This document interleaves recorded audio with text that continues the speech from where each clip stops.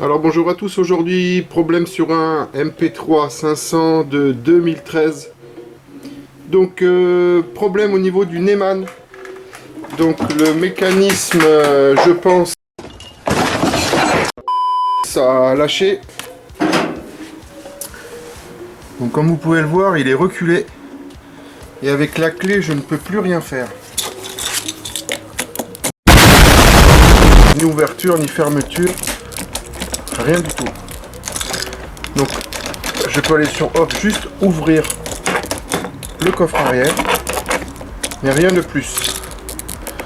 Donc je vais procéder au démontage de la face avant de l'optique pour avoir accès donc au corps de serrure et regarder ce qui s'est passé. Si c'est le mécanisme qui a cassé, il y a un système de ressort et de linguet dedans. On va voir ça ensemble. Je vous reprends tout de suite. Donc concernant le démontage de la face, donc on commence par la bulle, lever l'optique, la petite grille, la pièce qui se trouve là, le nez, et après on sortira la face avant complète. Voilà, je vous reprends tout de suite. Donc concernant la bulle, il nous faut juste une clé Allen de 4 et vous sortez les 3 vis. Faites attention, derrière il y a des entretoises. Concernant le petit V, vous avez le petit monogramme en dessous. Donc vous avez un petit loquet, vous le sortez. Il est clipsé. Et dessous vous avez une petite torx. Là vous l'enlevez et vous le dégrafez. Concernant la grille du dessous, vous avez 4 petites vis dans les coins. Une là, une là, là et là. Vous sortez votre grille. Derrière, vous allez avoir 2 vis. Concernant la face avant, vous sortez la série de vis qui se trouve ici, là, là. Et en dessous, la face avant va venir avec l'espèce de garde-boue. Je ne sais pas si vous pouvez voir, voilà. Vous avez 7 vis. Cette vis donc est fixée avec la face avant. Vous en avez une en dessous, là, là, et là, vous avez un clip. Quand vous allez sortir votre face avant, vous sortez ça avec. Il se désolidarise du tablier intérieur. Une fois que vous êtes arrivé ici, que vous avez enlevé la grille, vous avez donc, comme je vous ai dit, 2 vis derrière. Et vous avez une série de vis, je ne sais pas si vous pouvez la voir. Donc, vous en avez une ici et vous en avez une ici, mais on ne peut pas la voir. Voilà, une fois que vous avez sorti donc des deux côtés, les deux qui sont là, les deux qui sont de l'autre côté, les deux qui se trouvent ici, vous avez encore 2 vis centrales qui se trouvent en bas au centre. Donc c'est du torx également, de mémoire c'est du torx de 30. Voilà, à partir de là, on aura quand même enlevé pas mal de choses. Donc à partir de là, quand nous aurons sorti le V, nous sortirons l'optique. Nous avons 2 vis en haut, 2 vis en bas, des torx également. Vous sortez donc votre optique. Et on pourra sortir éventuellement la pièce qui se trouve sous la bulle, le cache sous bulle. Tout sortir d'un coup. Mais là, je vous en dis trop, parce que ça peut être brouillon pour vous, donc on va le faire ensemble. Allez, je vous reprends. Alors, donc comme je vous ai dit, on revient tout à l'heure, derrière la grille, il y avait 2 vis, pardon, qui se trouvaient ici. Il y avait 2 vis qui se trouvent derrière. Donc, on la retrouve ici et ici. Vous ferez attention, les 4 vis qui sont donc sur le nez sont différentes des autres. Donc, isolez bien ces 4 vis. Une fois que vous êtes là, vous avez une vis avec une entretoise, donc avec une clé torx de 30. Elles sont plantées par le bas. Donc à partir de là, vous sortez votre nez avec votre veilleuse. Si vous voulez, vous enlevez votre nez pour éviter de l'abîmer. Moi, je ne l'enlève pas. Je le laisse pendre, c'est-à-dire que j'enlève le petit riselant qui est ici et je le laisse pendre. Ça évite pas mal de choses.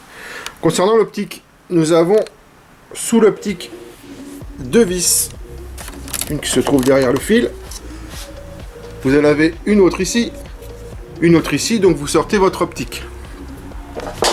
Concernant donc le vide-poche, donc sur les 2013 vous avez un vide-poche, sur les anciens vous n'en aviez pas. Vous aviez le système de bulles qui était fixé avec. Donc sur ce modèle là, nous avons 1, 2, 3, 4, 5, 6, vous sortez tout complet. On pourra sortir donc la face avant complète quand vous aurez enlevé donc les vis qui se trouvent à l'intérieur. Voilà, à partir de là, quand vous sortez votre face avant, vous avez juste à débrancher donc les fils de clignotant. Et voilà, tout se passe bien et déclipser donc les deux enjoliveurs de roue qui viennent, comme je vous ai dit, avec la face. N'oubliez pas les deux petites vis qui sont ici. Et on est bon. Allez, je vous reprends tout de suite. Donc voilà, là je peux enlever donc la deuxième partie du vide-poche.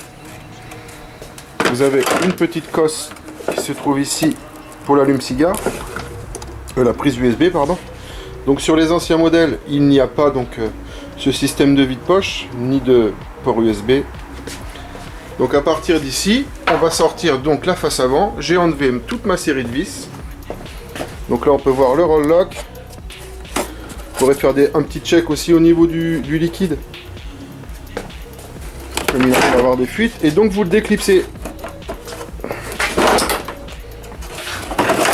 N'oubliez pas vos fils de clignotant. Donc là il y a eu un petit montage. Donc les petites cosses de clignot. La première qui est ici, la deuxième qui est ici.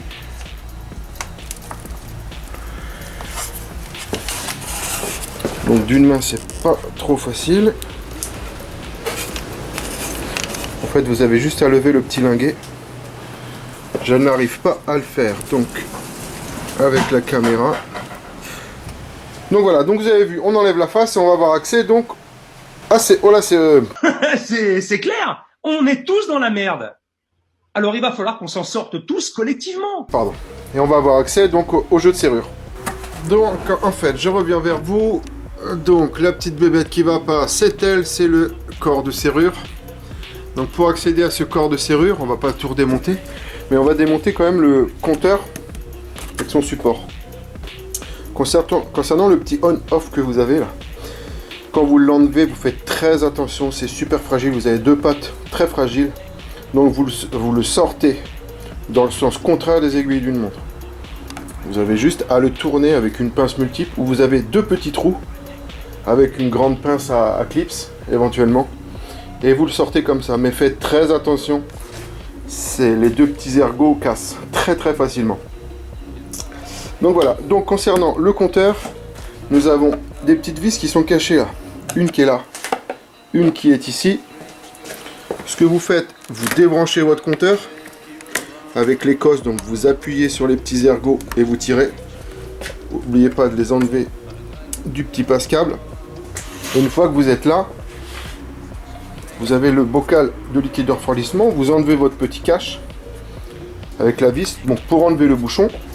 Et de là, vous avez une petite vis qui est cachée ici. Et vous y avez accès, mais que de l'autre côté. Voilà. Donc cette vis-là, faut pas l'oublier. Donc à partir de là, vous sortez votre compteur. Donc vous le sortez par l'avant, comme ça. Vous le faites pivoter de l'avant, pour le faire glisser vers le guidon. Voilà, on va le faire glisser vers le guidon, comme ça. Voilà, allez, à de suite. Donc je vous reprends, donc comme je vous l'ai dit, j'ai enlevé donc toute la série de vis, le bouchon, la fixation ici. Là, n'hésitez pas à tirer dessus, il est clipsé. Donc je pensais le sortir, mais bon, j'en fais tellement des véhicules que je ne me rappelais plus. Donc il faut juste enlever la partie avant du cache-guidon. Donc la partie avant du cache-guidon, vous avez une première vis ici, vous sortez votre partie brillante là avec les deux boutons. Il y a certains modèles vous ne l'avez pas. Vous enlevez les deux capots des 2 mètres cylindres et après vous allez avoir une vis en travers là, une vis en travers ici. Vous allez sortir vos commodos avec la petite vis cruciforme qui se trouve ici. Et vous avez une deuxième qui est à côté. Voilà, on enlève donc ces deux vis de ce côté, les deux vis de l'autre côté. Les deux vis qui sont ici et ici. Et vous sortez votre partie avant du cache-guidon. Donc je vous reprends juste pour les embouts. Donc l'embout pour le cache du mètre cylindre, c'est du 2,5. Donc c'est de l'hexagonal. Et concernant la vis centrale, donc de la partie chromée là devant, c'est du 3. Je vous parlais donc des vis ici, donc c'était des petites cruciformes, vous avez des deux côtés. Et là vous sortez.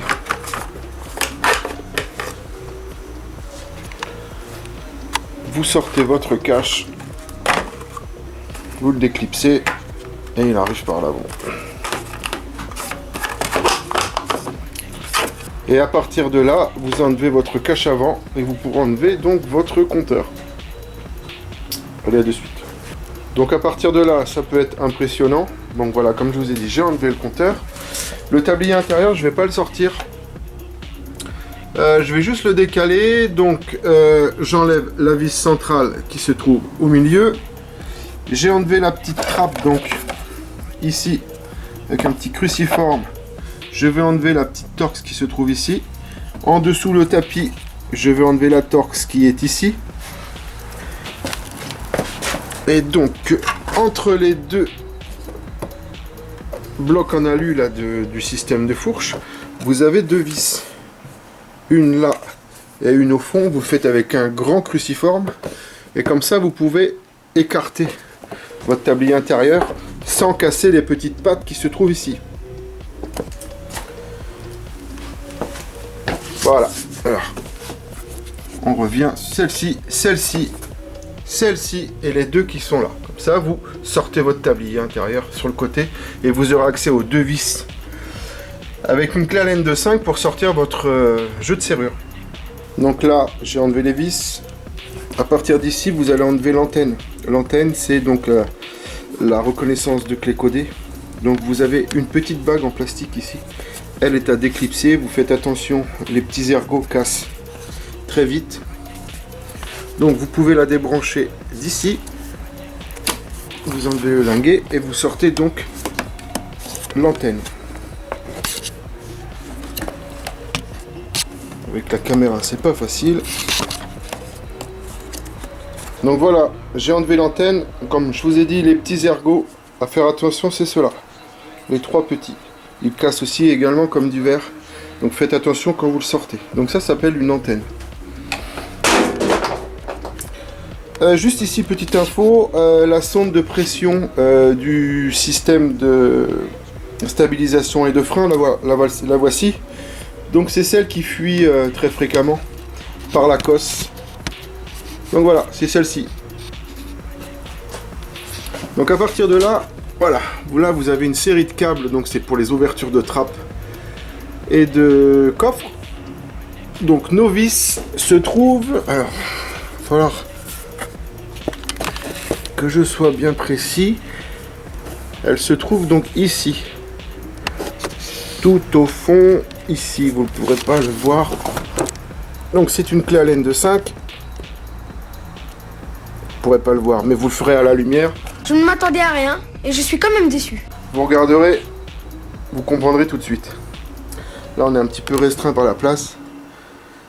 Moi, je vous le dis comme ça, mais c'est parce que je le sais, donc voilà. Vous aurez sans doute devant les vis les câbles devant. Vous avez juste à les pousser. Donc après avoir démonté le Neyman, je vais juste vous expliquer la méthode. Donc pour vous dire les vis, on n'arrivait pas à les voir tout à l'heure. Donc c'est bien dans ces deux trous là, on est d'accord. Juste un truc, c'est que vous avez vos câbles qui passent juste devant. Donc quand vous allez passer donc votre clé, mettez votre câble sur le côté. En vous expliquant, donc la boule vient ici et elle passe devant la vis. Voilà. Ce sont ces câbles là, donc on parle bien. Il y en a 3 pour le coffre avant, pour le coffre arrière et pour la trappe d'essence. Celui-ci. Et ça, c'est la boussole. On appelle ça une boussole. C'est la partie arrière, c'est la partie électrique. Vous avez juste à la déclipser avec les deux ergots situés sur les côtés. Voilà. Vous avez juste à appuyer et vous tirez. Donc ce Neyman, j'en suis toujours, il reste toujours bloqué. Je pensais que de l'avoir un peu secoué, il se serait décoincé, mais là pas du tout. Donc ce que je vais faire, je vais démonter la partie électrique au cul du Neyman et regarder ce qui se passe. On va regarder ça ensemble.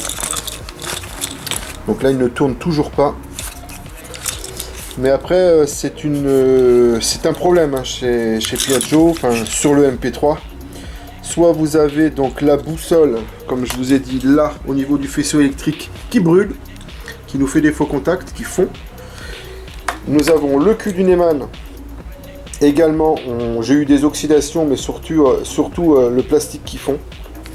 Mais niveau mécanisme, j'en avais eu qu'un, mais il avait été forcé au niveau du bloc direction. Donc c'est pour ça qu'il s'était coincé.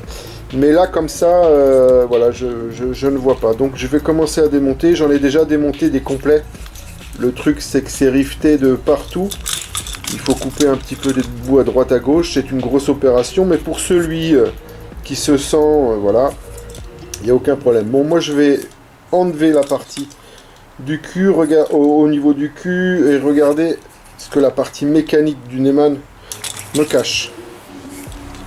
Allez, je vous reprends. Donc voilà, je vous reprends. Donc j'ai enlevé ma boussole arrière. Je pensais qu'elle était cassée et elle ne revenait pas. Ce n'est pas ça. J'ai commencé à enlever les vis d'ici. Donc il faut un petit tournevis pour faire levier.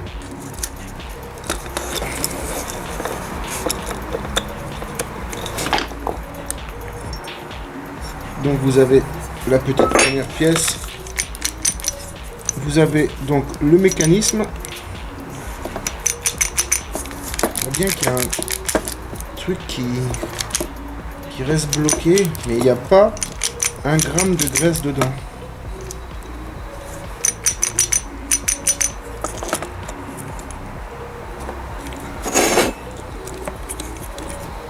Ce que je vais faire, je vais sortir le linguet. Ça c'est pour le système de câble. Donc on a cette petite partie.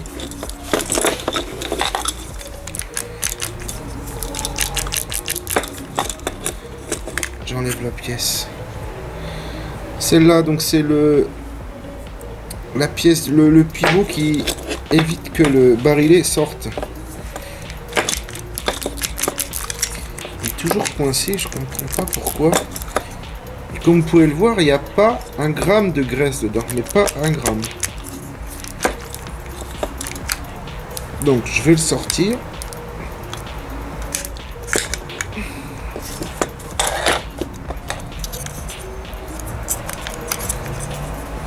J'ai l'impression que c'est lui qui me bloque.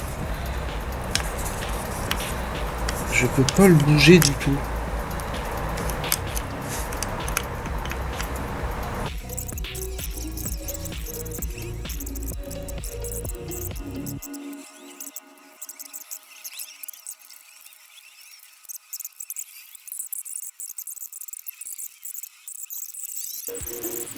Ah bah voilà, je viens de voir que ça c'est cassé. Ah bah voilà.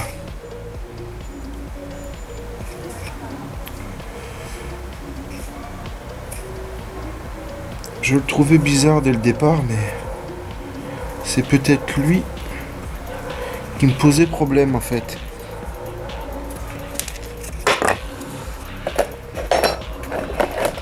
Alors j'en ai un vieux Neyman. Il est fendu pareil. Ah, ce serait peut-être lui qui me poserait problème.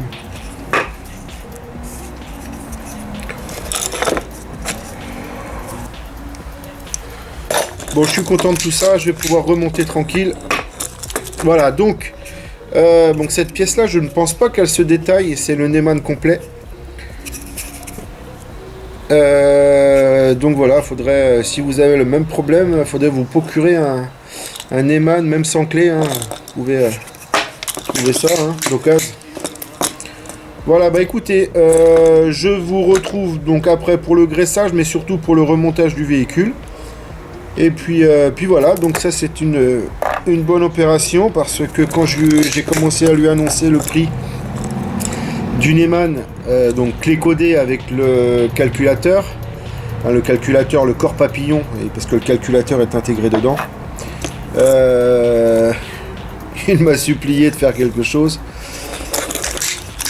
Donc voilà, donc tous ceux que ça peut intéresser, voilà, comme c'est un gros souci, le corps de serrure, donc du MP3, voilà, vous savez à peu près toutes les parties. Bon, comme je vous avais dit, moi j'ai déjà eu des boussoles comme ça, pas cassées comme celle-ci, mais fondues au niveau des broches, ou qui avaient fondu le faisceau qui rentre dedans. Voilà, bon bah écoutez, on se retrouve tout à l'heure pour le remontage. Bon, donc je vais regresser tout ça et le réinstaller, faire pas mal d'essais. Donc pour le remontage, vous avez vu le démontage, donc c'est machine arrière, donc tout au niveau des vis, donc faites bien attention au niveau des longueurs et surtout au niveau des types de vis. Après voilà, pour le remontage, il n'y a pas grand chose à redire. Contrôlez bien donc vos niveaux d'eau, comme vous avez l'accessibilité et surtout votre sonde de pression, la sonde de pression du système de stabilisation, comme vous avez accès, regardez bien dans la fiche si vous voyez du liquide, le liquide de frein. Vous savez qu'il y a une fuite et que vous aurez sans doute des problèmes de pression ou de klaxon. Voilà, allez, merci à vous, on se retrouve pour une prochaine vidéo, peut-être sur un MP3 ou peut-être autre chose, on verra ce qui arrive. Allez, merci à vous. Au revoir.